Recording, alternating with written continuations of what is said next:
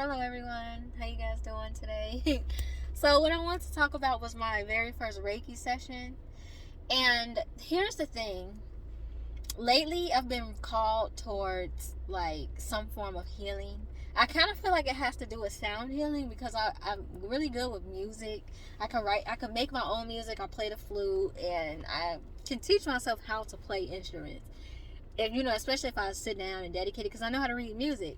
So I kind of feel like the healing will go mostly towards like sound and things like that. So thing is that I'm kind of nervous about going into Reiki because that's the thing that's kind of been calling to me. That's what I've been seeing everywhere. And then like, it's like that nudge, like that pull, like this is what you need to be doing. You need to start getting in your calling and everything like that. So I kind of, I just have this fear because it's like once you go into Reiki, once you get an attunement, you can't turn that shit off. Like it's just on. I'm like, what if I don't like it? There's no turning back. So I'm like, skeptic, especially with how I was raised as a Christian. In Christianity, you're taught to fear everything that's not, approved by Christianity. And so I kind of feel like there's a lot of flaws with that too, because I feel like, God can speak to you in a lot of different ways. It's not just limited to Christianity. And I think the fact that,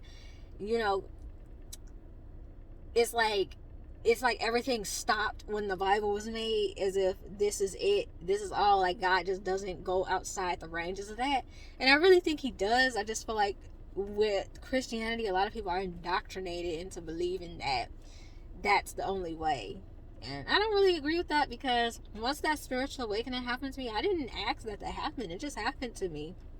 And the more and more I tried to get closer to God, the more and more what I knew crumbled away, as if he was trying to show me something different. Like, as if, traditional Christians are like the new Pharisees or something. They're not listening. And, when Jesus came, he had to kind of break down that religious thinking. And a lot of Christians had that religious thinking that the Pharisees had. And so I kind of feel like this is like, God is trying to progress humanity up into like another level of spirituality with him, another level of connection with him. And, and it even said that in the book of Mark, how we supposed to, Jesus came down, he said, heal the sick. He said, cast out demons and all that. We're supposed to be out here doing work. Like, that's what we're supposed to be doing. And you don't even have to be Christian to do that. There's people who aren't Christian who practice Reiki with the intent of healing, with the positive and good intentions. Like, that's just what they do. And I feel like they're being used, like, by God or by beings, like, whoever they resonate with, universe, God, or whatever they want to call it. I feel like it's all the same thing. Well, connected, really. And that's what I'm learning. So anyways, though, with my Reiki session, I figured, how about I just go get a Reiki done? That way I can at least see how it is before I kind of like just dive into it. Because I'm still kind of skeptic anyway. I'm still fighting through a lot of fears that was been instilled into me since I was young, and probably even in past lives too. Like, so I feel like the fear that I have towards the unknown is deeply rooted, even beyond what I experienced now, so this lifetime. So so I found a place. I went there. I filled the place out. I walked around to see what it was like. Then I made an appointment for a Reiki session, and I was feeling called to do 3 different appointments. So one was the one that I did recently, a couple of weeks ago from this video, and it was an energy, a chakra cleansing, alignment, and charging. And then after that, I got called to do like a trauma clearing, a karma clearing, a childhood healing, inner child wound healing clearing for the second one. And the third one is a sound healing, like an aura cleansing sound healing Reiki, because they have a lot of different services at that place. So I'm being called to do these different things, and I was procrastinating. The more I procrastinated, the more the nudging, like, it's like, get up and start working, do your thing. So I was like, okay, all right. So this was my experience. When I got there, the girl, she talked to me about what Reiki is. The place looked like a traditional layout to where you're getting a regular massage. Like if you ever gotten a massage before, you know, with the actual hands-on touching, a physical massage, the place looked like that. The setup is exactly the same, really. So she told me what Reiki was, gave me a little history, and told me what she was going to be doing. And also we set an intention. She said she wanted to set an intention. So I told her what I wanted done today. So the little thing that we laid on, this, I forgot what you call it, but it was made out of amethyst. And amethyst is used for like the transmutation of negative energy into positive energy. And also too, it has the capability of having the vibration of love, or unconditional love, or whatever. So it's, amethyst crystal can be used for a lot. And with my spiritual awakening, I've been learning a lot about crystals. Crystals come from the earth. They're like God's gift to us. This whole entire, you know, universe is, but you know, everything is vibrating energy, and I think that that's just energy from the one source, which is God. So, you know, it's all connected. But anyway, yeah, so I laid down, she played some frequency music, and after that, you know, she did the you know, she started the Reiki. And the thing is, like, I didn't really feel anything physical during that time. It was more like I was feeling just spirit, or not really spiritual, but energetic sensations. But it wasn't anything that hurt, or it didn't like feel like anything. I do know that my mind would get in the way. So like I would be probably trying to like drift, or maybe even just relax, but then my mind will kind of, or I guess what, my ego or something, my mind would get in the way, and then it would kind of like interfere with what I'm supposed to like feel, I guess. That's kind of the way I perceived it. Sorry.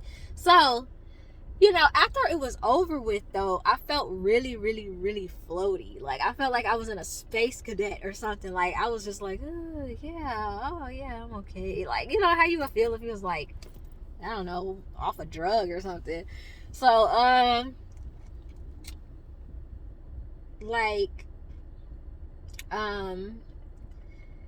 she asked me how I felt. She told me to drink water. I already drink a lot of water anyway, so I just drank a lot more water. When I got home, I was really, really tired. Like I was yawning a lot, and I was just like, oh shoot, I was exhausted. So, and then I noticed that I was like a lot more clumsy than normal. Like I'm not really clumsy at all, but it was like I was tripping over things, bumping into stuff. It was really small things. I wasn't really hurting myself really bad. It was just like, oh, because I was just so floaty. So then, like, I think, I was at home walking up the stairs to unlock the door to the back door so I could get in the house, and I tripped over the step and fell. I fell. And so I kind of scraped my palm. I didn't hit my face or anything. I hit my leg, and my hand kind of scraped a little bit against the thing. And I was like, okay, yeah, let me lay down. So I slept majority of the day. Then the next day, I slept too. But I was also noticing physical sensations. Like, I was noticing, like, it was kind of like a feeling that you would feel when you detox. Like, let's say you take a detox drink, and then your body is flushing itself out, and then you're going through all of these different side effects and stuff like that.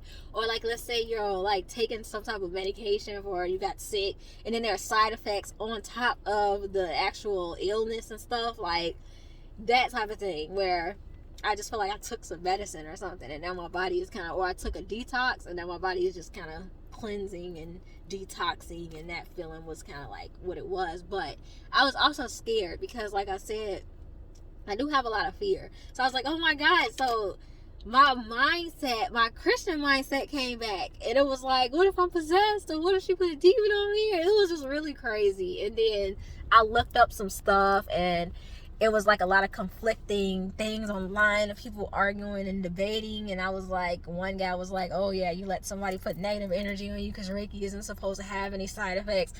And I just, like, the way I took it was, I sat back and used my own mind. I started thinking, okay,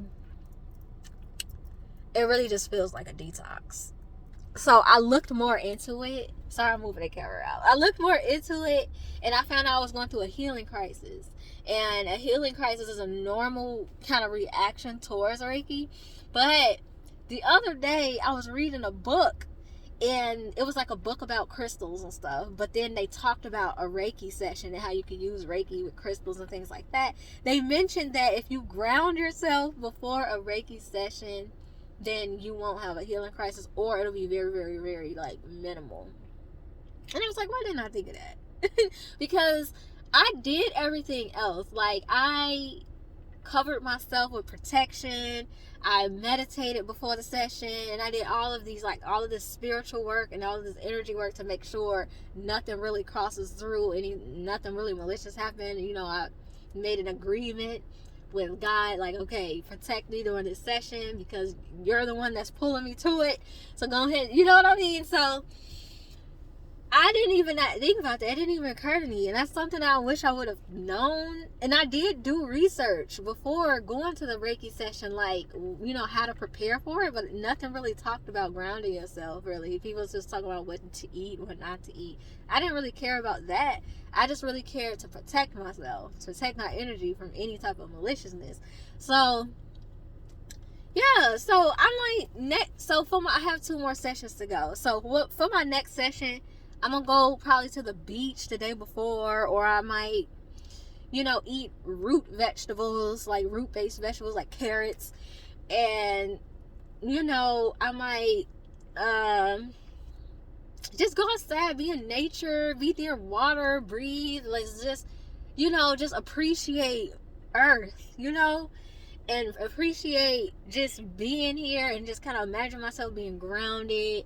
So that way, you know, this time I feel like, even though it's a whole different session where it's a whole different intention, I just want to make sure that I'm grounded. Because I mean, the healing crisis wasn't that bad, but it did kind of scare me a little bit, because I'm still fighting through my religious indoctrination of being afraid of everything, because not everything is, you know, demonic like they try to make it seem, you know, in your religion, or in that religion, I mean. So yeah, like, that's basically what I wish I would have known. So anybody else out there going for a Reiki session, this might be common sense for you guys, but it wasn't for me. I just felt all I needed to do was protect my aura, protect my energy, protect my spirit, protect my soul. And I put, like, layers upon layers upon layers of protection over myself, meditated. So I was already floaty to begin with, because I was already, like, in that space of, like, meditation and that serene, like, thing. I was already in like a spiritual, like, place. So all of that Reiki did was put me in an even higher one. That's why I was so, like, floaty. I was just like, okay, so I was supposed to ground myself. And, you know, other than that, though, it was the only physical symptoms I felt was more so on the level of a detox, but it felt like a spiritual detox. I was tired most of the time, and then I was going through, like, I did have, like, a couple muscle twitches in my leg. I was like, okay. So, yeah, I did drink more. I was still floaty for a couple of days. I was, like, coming down slowly. All I had to do was just ground myself. But you know what? I just went through my final spiritual awakening this year. I've always kind of been partially awake. I've always kind of had, like, this open mind about everything. But this year was kind of, like, ramped up. And I think it's because a lot of people need to get into this mode, because the world is changing. We're going through all of these different crazy things, and I just feel like something big might be on the horizon, you know. So I feel like God is trying to prepare people, or the universe, however way you identify with, you know, with whatever you believe in. I feel like it's just telling people to start working, start clearing your karma, start, you know, going within and doing shadow work, healing your inner child wounds, trauma healing, just things like that. We're being called to, like, cleanse, start eating right, you know. Like, I feel like collectively that's what's happening. Some people are ignoring the call. Some people are younger in their soul journey, so they might not be ready. Some people are, you know, are actually, you know, moving with it. So I kind of feel like I'm one of the ones that's moving with it. I'm just trying to just figure everything out, because I was in a place of lost. I was lost. I went through my thing. I was in the dark night of the souls. I had an ego death. I didn't know who I was anymore. I was just like, oh my God, why is this happening to me? And so I'm just now in a state of learning, because my older self kind of died out, and now I'm in this process of learning who my higher self is, and just coming into terms with where I'm being pulled to, and just wherever I'm being led, I'm just yielding to that. Also, too, with this necklace, this is a labradorite necklace, right? So this stone called to me one day. It was like right in the beginning stages of my like dark night of the soul, and I was just wandering about trying to find my place. And so this crystal called out to me, and I started wearing it, and I would wear it all the time. And then one day, I think one of the people at the store was trying to show me how to tell the difference between a fake crystal and a real crystal. And he had the crystal in my hand, and he was trying to move it around. Like, I'm holding my phone, so I can't really show you, but he was basically trying to use his energy to move the crystal around my hand, but he couldn't do it, and normally he could. So he was like, okay, he was like, you're protected. And so she's like, and I always felt protected, even throughout my whole life, because I've gone through like tons of near-death situations where I was like, oh, I should have died here, but I didn't, because I was protected. So, because, I did go through a rebellious stage of my teen years, because I had a really rough childhood of not fitting in, being rejected, and all that. So, it kind of manifested into a pain of rejecting society. I was just like a rebel, and I was getting myself caught up in really, really crazy situations that I was being protected from. But also, too, I was thinking, he did mention that this stone could have also been protecting me. So I looked into the labradorite, because I didn't look into it before. I just bought it because it called to me. I didn't even Google what the benefits were. And so I saw that it's a protection stone. It protects you. It protects your energy from being invaded or maliciousness or anything like that. So I'm going to wear this one next time. I didn't wear it the first time because I was going through a thing where the crystal kept falling off.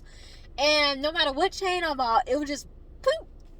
So I found out it's because I wasn't cleansing it and I wasn't recharging it. And that was what it was. Because after I set it outside for 24 hours and then I smudged it. Well, I smudged it first and set it outside for 24 hours. I haven't had an issue with it since then. So now, I mean, it's like I said, I'm a learning. I'm a learning in progress. You know what I mean? It's a progress. It's a learning progress. Anyways, though, that's basically my Reiki experience. Okay, and that was the whole purpose of the oh my God. Okay, that was the purpose of this video. I was just feeling called to do it. I was feeling called to talk about it, and I was pulling a hole in it all for a while. Like, it's a lot of things that I'm being called to do simultaneously, and I'm just trying to take it one step at a time. I hope I'm not moving too slow, but I'm just doing what I can. So I hope you guys enjoyed this video, though. And like I said, if you guys have your own Reiki, just go ahead and ground yourself, protect yourself. And that's kind of what I wish I would have known in the beginning. It might be common sense to some of you guys, but for me, I didn't even think about that. Anyways, hope you enjoyed the video. Bye.